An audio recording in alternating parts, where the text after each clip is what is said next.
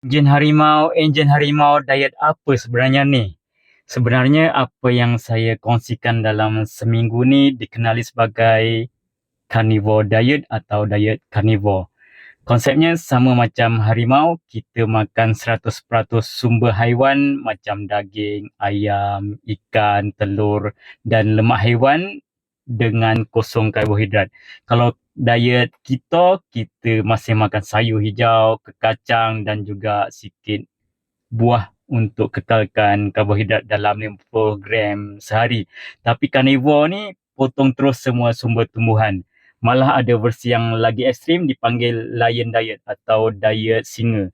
Cuma makan daging merah macam lembu atau kambing, garam dan air je. Tak makan ikan, ayam atau telur. Diet carnivore dan lion diet ni dicipta khas untuk rawat keradangan kronik, masalah usus, penyakit autoimun dan paling utama nak pulihkan diabetes dengan sangat cepat. Tapi macam mana nak mula?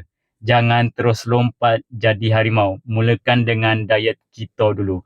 Kita buang gula dan nasi tapi masih makan sayur, lebihkan protein dan lemak. Bila badan dah biasa bakar lemak dan dah lepasi fasa pening keto flu, barulah perlahan-lahan berhenti ambil sayur dan bertukar sepenuhnya kepada diet carnivore supaya badan tak terkejut.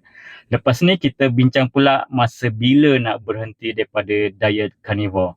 Jom follow, like, komen dan share dulu video ini.